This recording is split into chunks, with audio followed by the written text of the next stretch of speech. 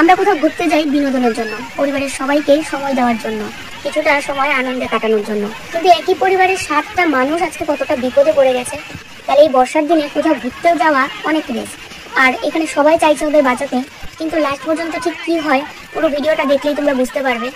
মানে এই ঘটনাটা দেখলে গা শুধু শিউরে উঠছে বারবার, যে কতটা পরিমাণে বিপদে পড়ে গেছে সবাই।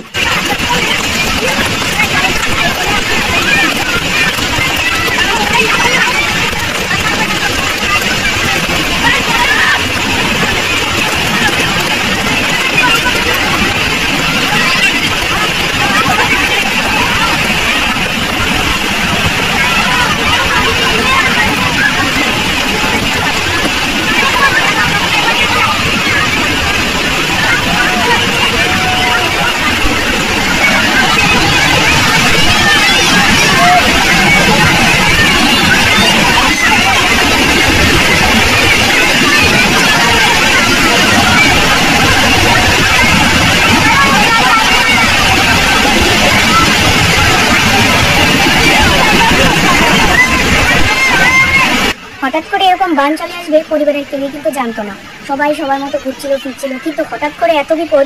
পাহাড়ি জায়গাগুলো না ঠিক এরকম হয়, পাহাড়ের খাদে যদি একবার পড়ে যাওয়া যায় তাহলে কি অবস্থা হতে পারে এদের দেখে কিন্তু শেখা উচিত। তবে এই মুহূর্তগুলো ভাবলেই আমার যেন কিরকম একদম বারবার গা কেঁপে উঠছে, যে সেই সিচুয়েশনে যদি আমরা থাকতাম তাহলে কি পরিস্থিতি হতো আজকে। চোখের সামনে দেখতে পাচ্ছি যে এত বিপদ, হয়তো বাঁচবো না। দেখো কুলের মধ্যে একটা ছোট্ট বাচ্চা আছে, তারপরে সাথে আরো বাচ্চা রয়েছে, একটা শুধুমাত্র পুরুষ মানুষ, একটা দুটো পুরুষ মানুষ, সাথে মহিলা কতগুলো মানুষ, আর একদম মাঝ বরাবর দাঁড়িয়ে আছে। দেখো কোলের মধ্যে একটা ছোট্ট বাচ্চা। মানে এগুলো দেখলে এত খারাপ লাগছে যে আমরা যদি সেই সময় থাকতাম তাহলে কি পরিস্থিতি হতো।